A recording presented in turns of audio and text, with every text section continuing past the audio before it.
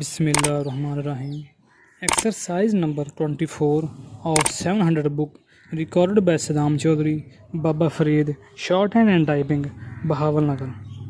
Paper itself has come to us from the far east where it was first used, but the word paper has come down to us from the near east, and different forms of the word are found in several languages.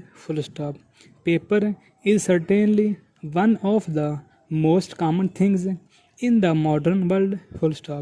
Everyday masses of it are used, everyday masses of it are burnt, and everyday masses more of it are made and supplied to the waiting people of the world. New para. People always want paper, and the manufacturer of it need not fear that the demand for his product will fall off. Without paper, our modern life would, at least for a time, come to a complete stop. It is indeed very much to be questioned whether our modern life could ever have come about had there been no paper or some other product of a like nature which was cheap, lasting, and serviceable. New para. Without paper, we could not write letters to one another. Millions of letters are written every day, some very important and some of little importance, and they are all written on paper.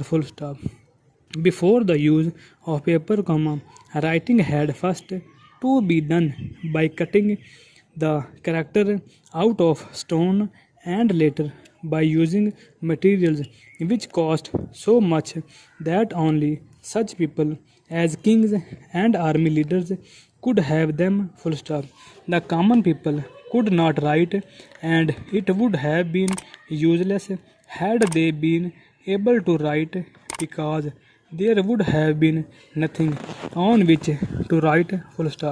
And of course, we can have been see at once how impossible it would be to teach people to write if there was no cheap material on which to write.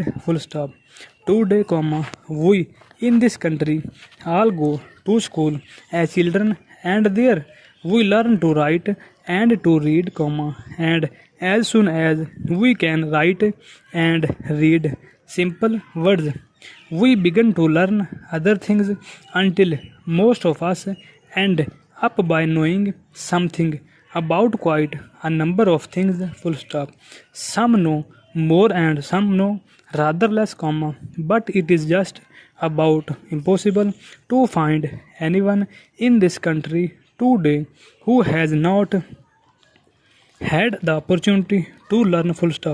And for this happy state of things, we generally thank the government. Little more than 100 years ago, it was by no means a natural thing for all children to go to school, but the government that have followed one another throughout the years have made it more and more possible for young people to go to school until we have reached the state today when we believe that not only should all children the which we have in go to school and so learn to read and to write, but we believe further that all children should be given the opportunity to receive higher education if they show themselves able to take advantage of such training.